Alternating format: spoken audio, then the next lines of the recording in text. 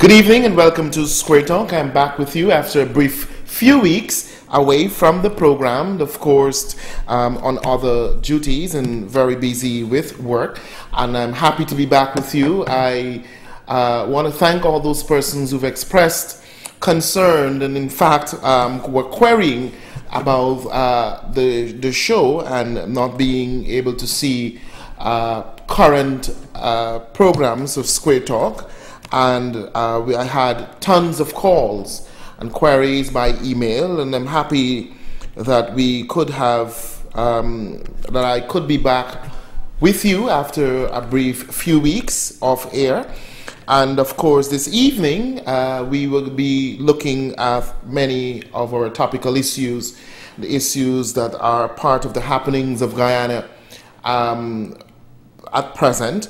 And of course, during the program, in the usual style, I will entertain your calls through the telephone line and hear from your viewers across the country. I want to say, indeed, that a lot is happening at this time as we are aware of the current situation, the Agricola unrest, which is the opposition-sponsored unrest from Agricola, or in the vicinity of the Agricola community, which is part of Georgetown. You know, Georgetown is from Agricola on the east bank to Cummins Lodge on the east coast of the Marara. And we have the opposition-led, opposition-sponsored protest, which is part of their ongoing destabilization plan for Guyana, part of their plan to make our country ungovernable. They did it before as part of a very strategic plan during the Hoyt regime, and we see a continuity of that plan with the inclusion of the AFC, the Alliance for Change, the Ramjatans, the Moses Nagamutus, and of course the more recent cohort, Nigel Hughes, and we know all about Nigel Hughes and his associations, etc., and the bitterness that is spewed from these gentlemen and what their intentions are for Guyana, certainly and definitely to make our country ungovernable and to destabilize and to take away the peace and calm that exist relatively in our society. And let me say why this is so for the opposition. One, they are unable to successfully challenge our record as a People's Progressive Party civic administration.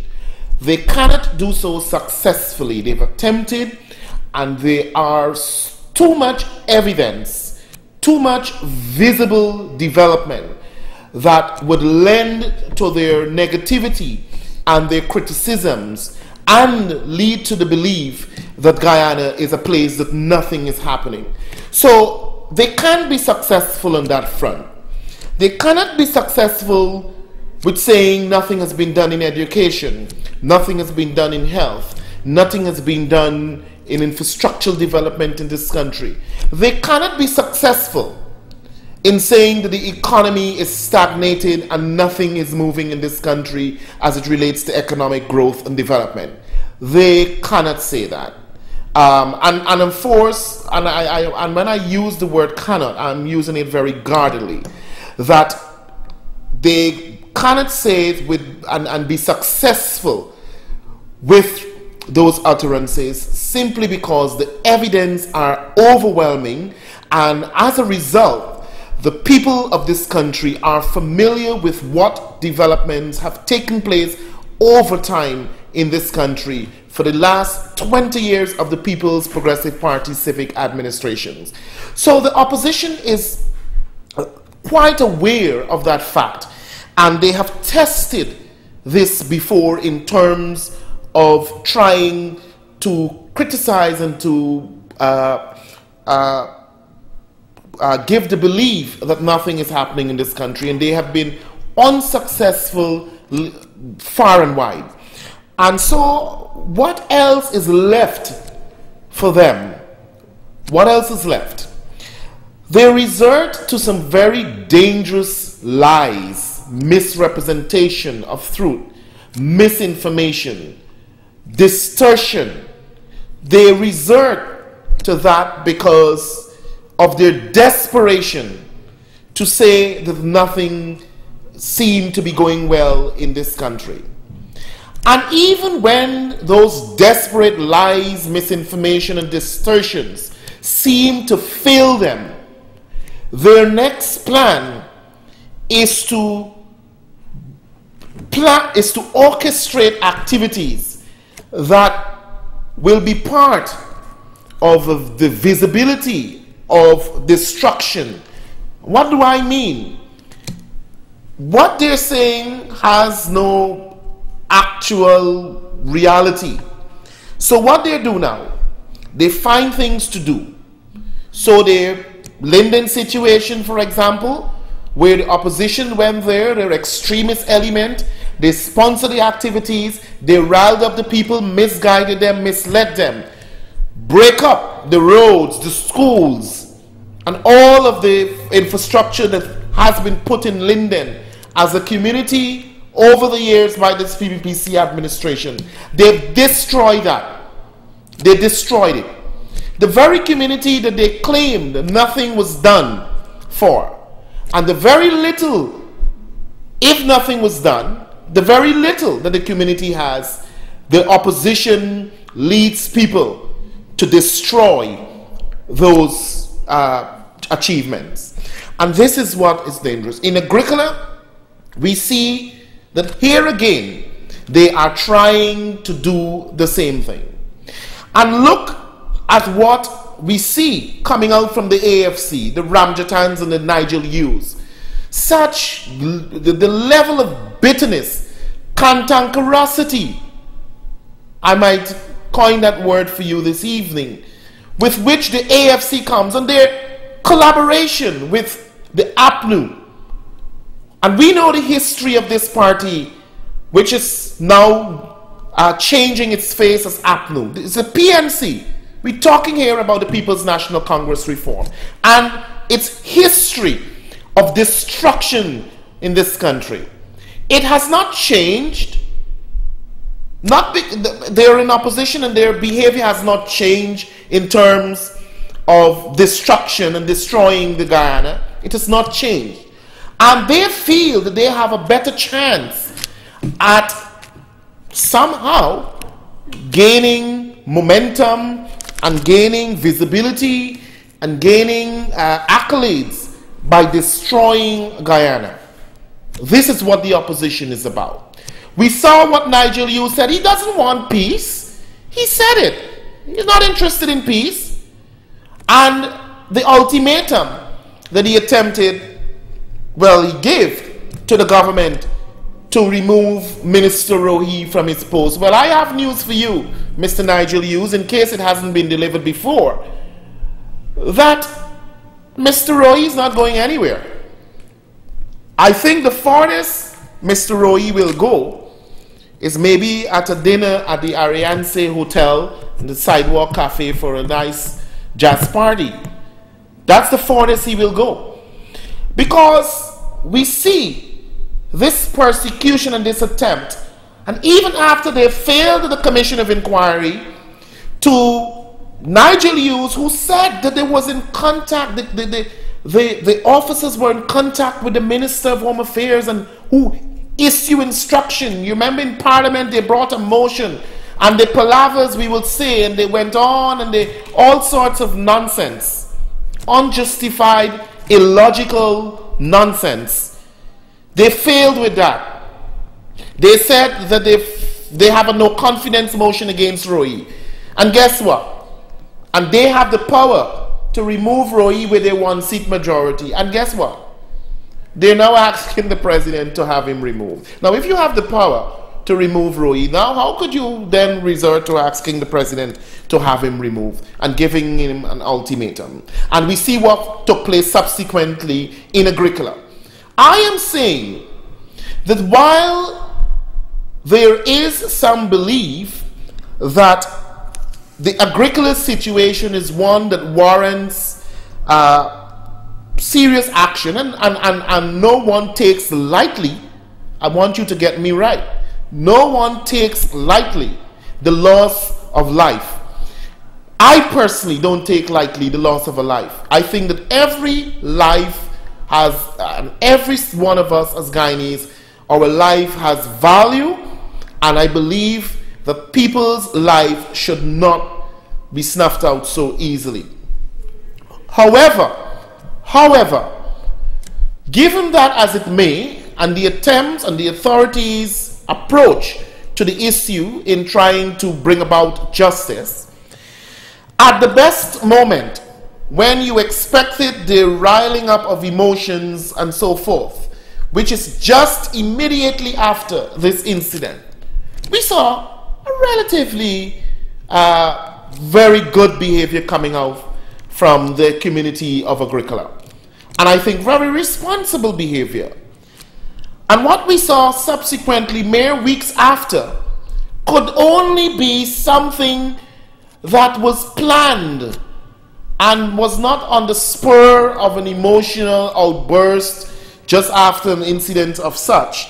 It was carefully planned, of course, by the opposition to give the result that it did, where innocent people were beaten up at the car parks, those who live on the West Coast and the West Bank, and those people who have to go to Berbice, etc., were robbed and beaten, assaulted, abused, because we know the contacts of the Nigel users and so forth. And I have information that people might have been hired to do some of these things and to create a situation of mayhem in our society. Blocking the corridors on the east bank of the Marawi, the only road that many people, thousands of Guyanese, have to traverse to and from home, to and from work. But they seek. And these are the very people, lawyers and all kinds of people, Nigel Hughes and Kemra Dramjatan and Moses Nagamutu, all right, who are all lawyers. Some of them had their law studies sponsored by people and for favors, and I'll tell you about that some other time. But I want to say that they profess to be people on the side of the law, on the side of decency, on the side of order, and we have enough evidence. We have seen enough in this country. The Nigel uses, the Ramjatans and the others who do not live up to what is expected of them. We've seen the AFC and APNU leading people into destruction. We have seen what they've done in Linden, what they've done here. And this might be the most recent incidents. What they've done in the past. Because all of them, don't forget, they're all part of one group. The Trotmans and all of them, they came out of the PNC, in the belly of the PNC. And so they're not different in terms of their ideology and in terms of what their thinking and their mindset is. So here it is. We have to be guarded against the situation. We must be wary of this situation, because we must not take for granted the extent to which these people can go, as we've seen what they've done in Agricola and elsewhere. We must continue to be guarded against the ills of the likes of Nigel Hughes and others, and Ramjatan and Moses Nagamutu. Such a shameless. Moses used to be the one person I had respect for at some part of my life. But I'm so ashamed to even say that I have known him for a period of time. He's such a reckless, shameless, I don't know what else he should be referred to as or to be described as. But look at the kind of irresponsible behavior exhibited by these gentlemen, all in the interest of power, all in the interest of wanting to be president. And we've seen that they haven't been able to work their way legitimately and a part of a team. They all want to be president. And look at what we continue to see as part of the AFC's behavioral pattern, the kind of confrontational politics. Look at what we continue to see, the race baiting coming from the opposition. This is very serious business.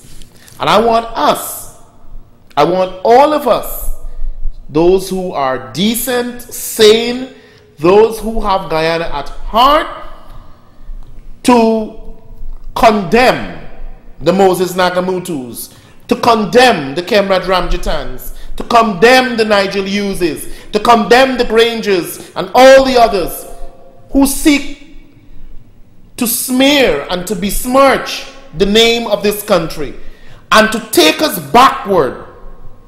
If these people were not behaving in the way they are today, if they have not been putting stymieing the progress or attempting to in this country, the recent review and adjustment of our projections for economic growth would not have been something needed.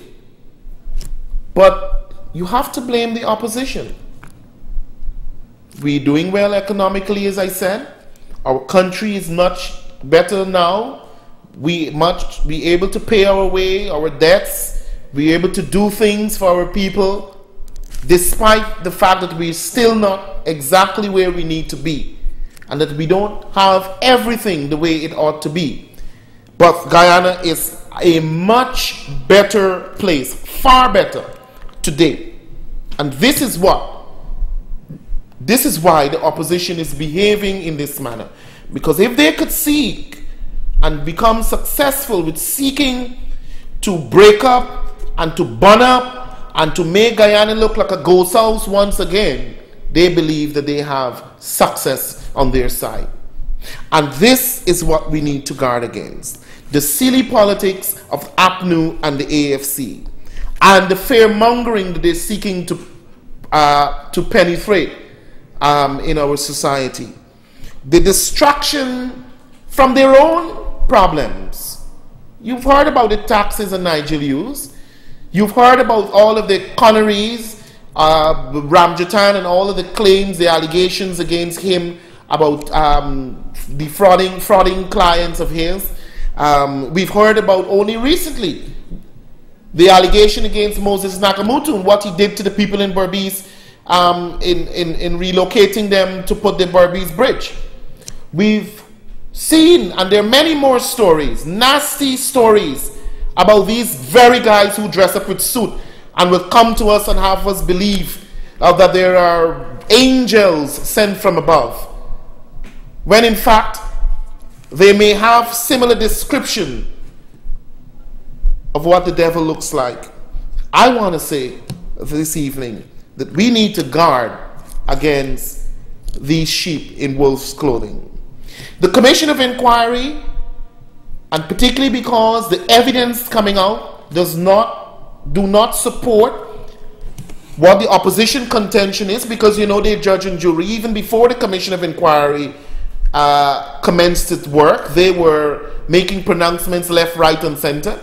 We saw the grilling of Vanessa Kisoon, the APNU MP, and what appears to be some very dangerous piece of lies coming out from her.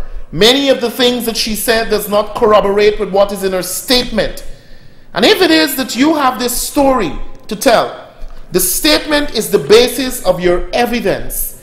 In your statement, none of what you said, or most of what you said, you said on the witness stand, were contained in your statement. Then one is only led to believe that the witness, that the information you're giving to the inquiry is not credible. And this is the kind of individual anyway that I've known her to be. And so there are many others who are to have their day and moment on the witness stand. And we will see more of this coming out. This is not a minister guiding this process into the extent that, you know, he's saying, or is conducting the inquiry. These are eminent people, independent, and we see what is coming out from the testimony of these persons, the very people who were part of the planning of this exercise and this unrest and created the situation that occurred in Linden, and now they're trying to cover up. We've seen what the ballistic experts said today, that the weapon, the bullets issued does not appear to have come from the police, that there was no bullet issued, the weapon, and then the bullet type is not issued by the Guyana Police Force. This is interesting. These are the things, and I want you to keep your ears on the ground, and I want you to keep paying attention to what is taking place. Don't allow people to come too much with their own version. Listen for yourselves.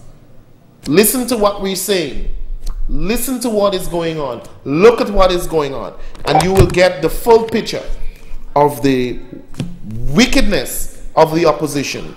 So I want to maybe pause here for a moment and to allow you, our viewers, to have your say and to come through the telephone line. And listen, I wouldn't have you deviate from any of the things I've mentioned tonight in terms of your contribution.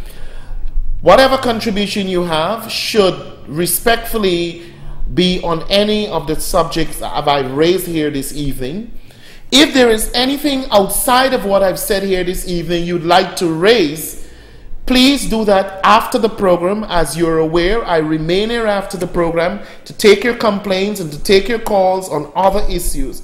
I would like us to be disciplined enough to just focus on the issues I've raised this evening. Good evening. Hi, good evening, Kwame. Yes. My contribution is that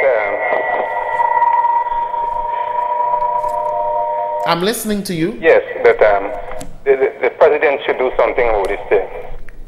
The leaders must be locked up. Yes. You know, that causing this problem.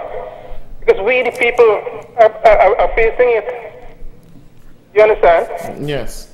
That's my contribution, sir. Thank you very much for coming through, sir. Thank you very much for coming through. And, you know, they like to, and then they like to, you know, take themselves out. Suddenly, it wasn't me. You know, it wasn't me. That their behavior. Good evening. Hi, pleasant good night to you. Yes, pleasant good night. Yes, I was looking at the news this afternoon when News and Conversation at NTN Channel 2, when one of them interviewed Moses Nagamoto, and he tried to fool the Guyanese people.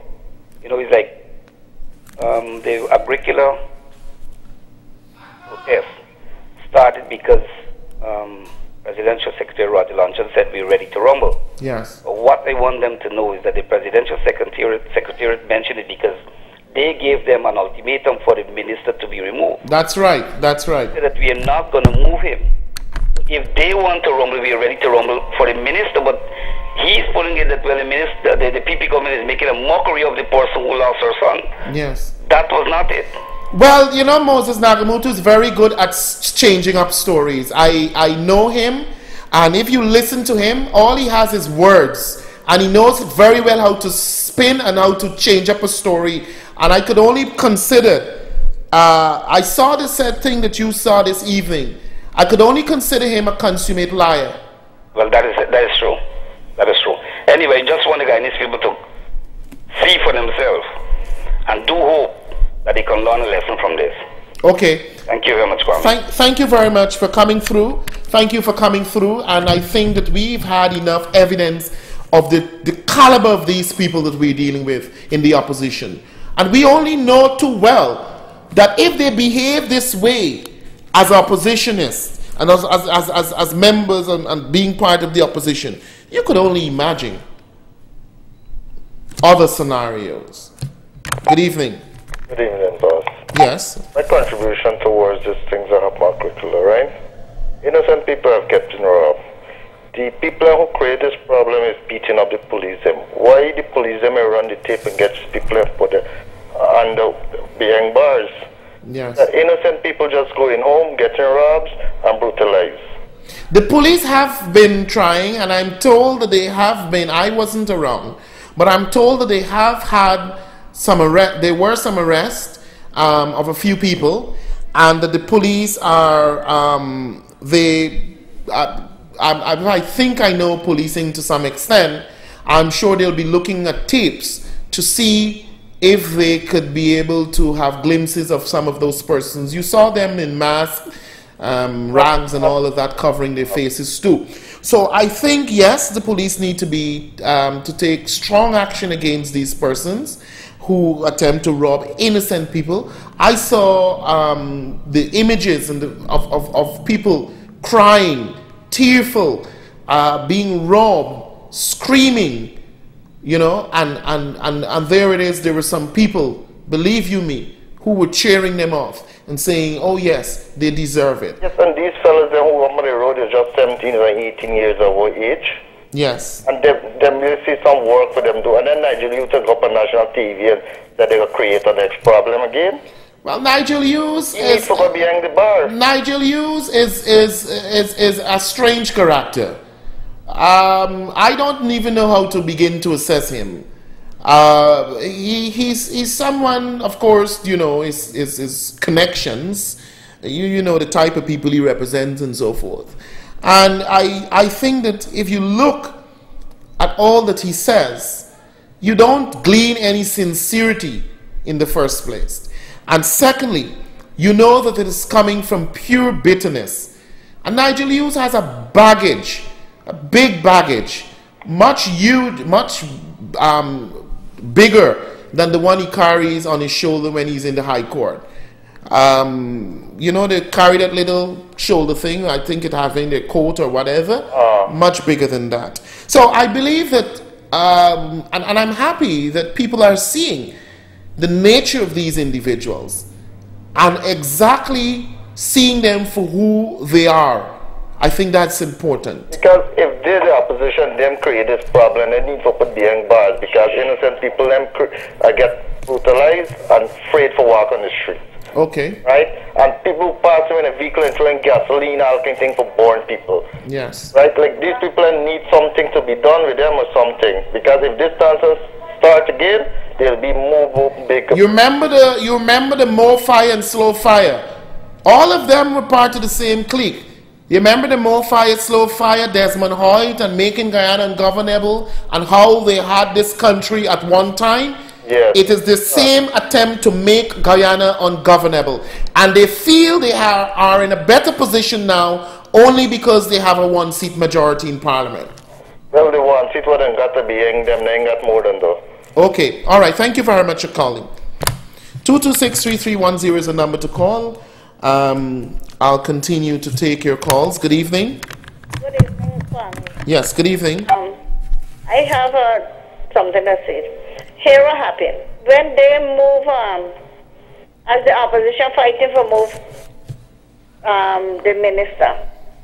That's a long fight, and I don't think it will ever end because here now, who are they going to put? Gadras are so bad, right? They get rid of Gadras. They put Rohi now. Is it Rohi bad to make them want to get him out? Yes, it's the persecution, you know, because they have to find something. You know, there's a lot happening among them too.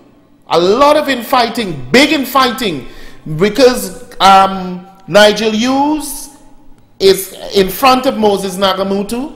He got a higher position than Moses Nagamutu. Moses Nagamutu is referred to as the lapdog in the AFC, as we will say in Guyanese term, because he is doing some flunky work and he ain't getting nowhere really. The Putty is a vice chairman. He do all the flunky work. Ramjatan fighting with other people, with Moses, and fighting with Trotman because he want to hold on to be presidential candidate around the next time. And there's a whole lot of confusion on who's stealing the money within the AFC. There's a lot of things about which money and who gave which donation and what wasn't delivered. They have too much of their own trouble. So what they could do best is try to distract us from what is actually happening and taking place among them. And the same in the PNC. The same in the PNC. Greenwich and Granger still have, even though the Congress has passed and Granger was elected, they say they still have a high level of acrimony among them. So they have their own story going on. The other thing is, when those policemen were getting kicked and pelted, if they had a son to look at like that, how they would have feel? I think, these people, and it's unfortunate because many of the people that went out there and were carrying on these activities, they're not from Agricola, Some of them are not from Agricola. Now, the other side of the story is they went in Buxton to collect people, but the people said that they don't have time with that. That was David Hines. They shun him. Okay. They shun him. All right, good. Thank you. Causing problem. Thank you. Okay. 226-3310 is the number to call. Let's continue to listen to our viewers across the country, right here on Square Talk. And so, yes, and I'm happy because people indeed are familiar with what is taking place. They are aware. So when we believe and we think that Guyanese are not paying keen attention and they're not careful about the details of what is taking place, yes, they are. And I'm even more convinced this evening with the calls that are coming through the telephone lines. And I've been speaking to people in the streets daily, and of course, they have been giving, the kind of stories that suggest that they are very, very familiar with what is taking place. Good evening. Hello, yes, you on here. Am I on Square Talk? Yes, you are on Square Talk. Go ahead, please. Okay. For me, I would like to say something concerning this unrest at Agricola. Sure, go ahead. If I have vehicle and if I am passing on a road any day and anybody is in front of my vehicle, I'm going to hit them now. Well, it's not the best thing to do, I must say. Let me tell you something. Even though I want to believe that there's no certainty that if somebody run in front of your vehicle, but I don't. If the police is there and they are breaking up people's vehicles, they are pelting bars and pelting bricks, and the police can't do them nothing. Well, therefore, we as a people, as a Guyanese, we got to protect our property. Right? Okay. Well, I know that's your right. You have a right to protect your property. If I could spend a lot of money on my vehicle, and somebody would just come from nowhere and pelt a brick or pelt a bottle and break my windscreen or whatever may be the case, right? And they just run and they go, ha ha ha, and they laugh like that and they go on the way. Well, then I could pass and I could throw something in the crowd and then kill everybody or whatever may be the case too. And I laugh and I go on the way too. Yeah. Right? Well, it's not, I wouldn't. Then Nigel Lewis and Tim Adramjeta and all of them have got to run and come and say, okay, yes, this is wrong. Right? But why they don't come now and say that this is wrong? Yeah. You ain't seeing them in the crowd, you ain't seeing them nowhere around. All of them hauling in the house, and that they're home, their children, their home, and everybody, they're home okay. Nothing wrong with them. Right? Yeah. But the poor people now who got to go out on the road and wait until 10 and 11 o'clock in the night to reach home at the house, they are the ones who suffering. Right? And in the morning or in the day when they got the news, they're going to call a couple of new people for come and they wherever they're